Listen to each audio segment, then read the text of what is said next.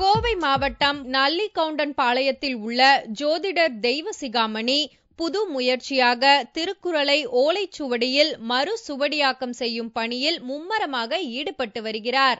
ஓலைச்சுவடியில் இருந்து திருக்குறள் கடந்த 1812ஆம் ஆண்டு வாக்கில் புத்தக வடிவில் வெளியிடப்பட்டு கிட்டத்தட்ட 192 ஆண்டுகள் நிறைவடைந்துள்ளது. அதை மீண்டும் சுவடியாக்கம் செய்து கோவையில் நடைபெறும் உலக தமிழ் செம்மொழி மாநாட்டில் சமர்ப்பிக்க தயாராகி வருகிறார் தெய்வசிகாமணி.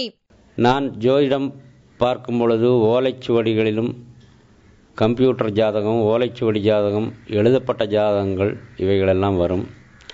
இந்த ஓலைச்சுவடியில் எழுதப்பட்ட ஜாதகங்கள் போலவே நாமளும் ஏன் எழுதக்கூடாது என்று எழுத்தாணியில் எழுதி ஜாதகங்களும் கொடுத்து கொண்டு வந்தேன்.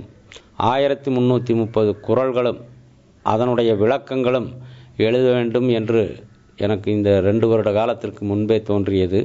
வருங்காலத்தில் குழந்தைகள் திருக்குறள் ஓலைச்சுவடியில்தான் இருந்தது என்பதை அறியவும் இது மிகச்சிறப்பாக விளங்கும் என நினைத்து எழுத ஆரம்பித்தேன். 2 ஆண்டுகளுக்கு முன் துவங்கிய இந்த பணி நிறைவுறும் தருவாயில் உள்ளது. 1330 குறள்களும் 43 பண்டல்களாக உருமாறியுள்ளது.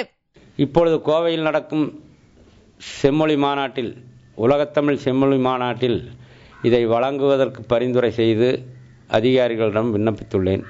இவைகள் அனைத்தும் பரிந்துரை செய்யப்பட்டு எனக்கு ஏற்றுக்கொண்டால் மனதார உலகத்தமிழ் செம்மொழி மாநாட்டில் இதை சமர்ப்பிப்பேன்.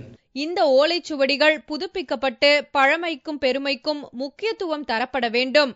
அதுதான் திருக்குறளுக்கு நாம் செய்யும் மரியாதை.